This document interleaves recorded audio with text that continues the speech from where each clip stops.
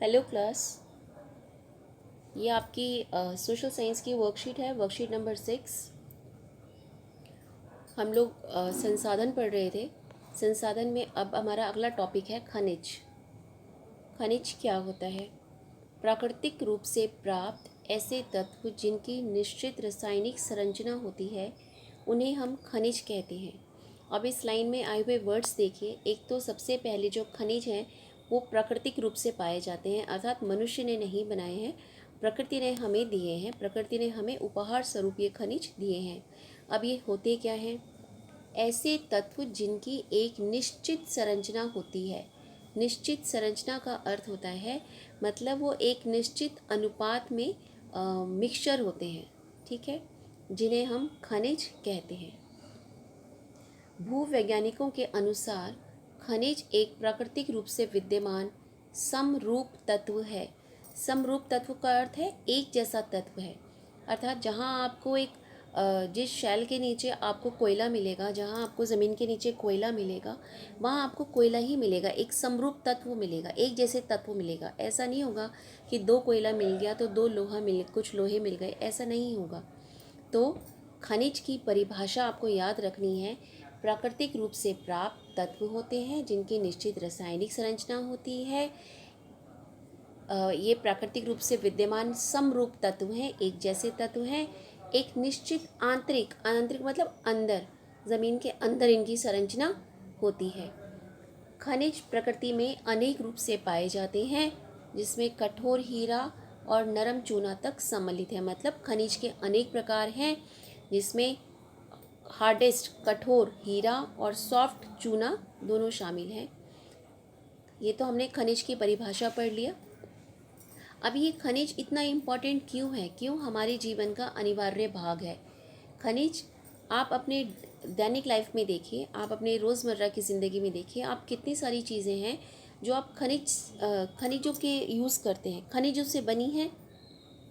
अपने घर में बर्तन देख लीजिए, आप कृषि में यूज़ होने वाले उपकरण देख लीजिए, उद्योगों में यूज़ होने वाली मशीनरी देख लीजिए। कोई ऐसी जगह नहीं है जहाँ पर हम खनिजों का इस्तेमाल नहीं करते। तो एक छोटी सुई से लेकर एक बड़ी इमारत बनाने तक हमें सभी चीज़ों में खनिजों की आवश्यकता होती है। कार, बस, रेलगाड़ी, हवाई जहाज सभी खनिजों से बने हैं और धरती से प्राप्त ऊर्जा के साधनों से चलते हैं, ठीक है। अब आपको इस पैरा में से दो चीज़ें बिल्कुल याद रखनी है। एक, खनिज किसे कहते हैं, दूसरा उदाहरण, तीसरा खनिज हमारे लिए इतने महत्वपूर्ण क्यों है। ठीक है, ये 3 क्वेश्चन आपके इस पैरा से बने हैं। अब हम आगे बढ़ते हैं। आगे देखिए, खनिजों का वर्गीकरण। हम खनिजों को बांट रहे हैं, खनिजों को देख रहे हैं कि खनिज हमें किस किस रूप में प्राप्त होते हैं। खनिजों को हम 3 भागों में बांट रहे हैं। एक है धात्विक, धातु होती है जो मेटल जिसको बोलते हैं, अधात्विक नॉन मेटल, और तीसरा है ऊर्जा खनिज, जिन खनिजों से ऊर्जा मिलती है, ठीक है। सबसे पहला है धात्विक।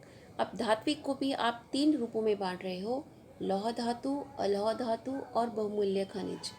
लौह धातु अर्थात ऐसी धातुएं जिसमें लोहे का अंश होता है, उसे लौह धातु कहते हैं, जैसे लौह अयस्क, मैग्नीज, निकल और कोबाल्ट।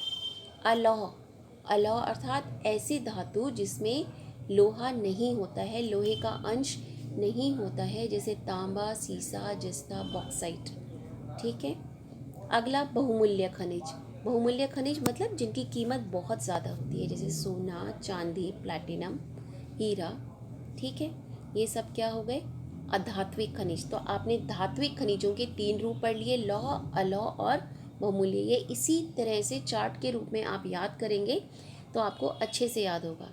अगला है अधात्विक, मतलब जो धातु नहीं है, जो मेटल नहीं है।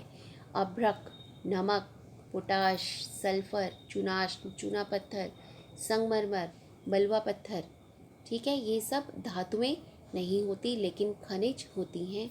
अगला है ऊर्जा खनिज, जिनसे हमें ऊर्जा मिलती है, जैसे कोयला जलाने से ऊर्जा मिलती है, पेट्रोलियम से ऊर्जा मिलती है, प्राकृतिक गैस से ऊर्जा मिलती है।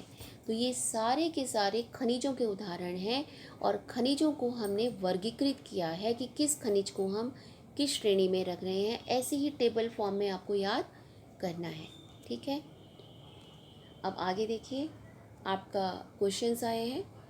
क्वेश्चंस में देखिए, खनिज किसे कहते हैं, अभी हमने ऊपर करा।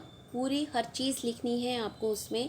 प्राकृतिक रूप से प्राप्त होते हैं, निश्चित रासायनिक संरचना होती है, समरूप तत्व होते हैं, ज़मीन के अंदर पाए जाते हैं। ये सारी चीज़ें आपको उसमें लिखनी है।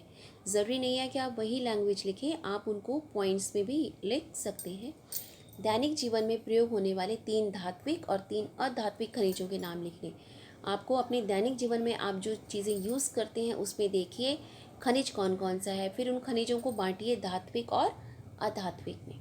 अगला है ऊर्जा का प्रयोग हम किस प्रकार के कार्यों के लिए करते हैं। अब आप बताइए, ऊर्जा, आपके किचन में खाना बनता है, किससे बनता है, गैस से बनता है। वो क्या है, ऊर्जा का स्रोत है ना। कोयला जलता है, उससे ऊर्जा प्राप्त होती है, ऊर्जा का स्रोत है। ठीक है, तो ये आपका प्रश्न है। इसमें एक एक नंबर के भी आप एक एक लाइन भी याद करेंगे और ये टेबल भी याद करेंगे। ठीक है, ये आपकी है खनिज की वर्कशीट।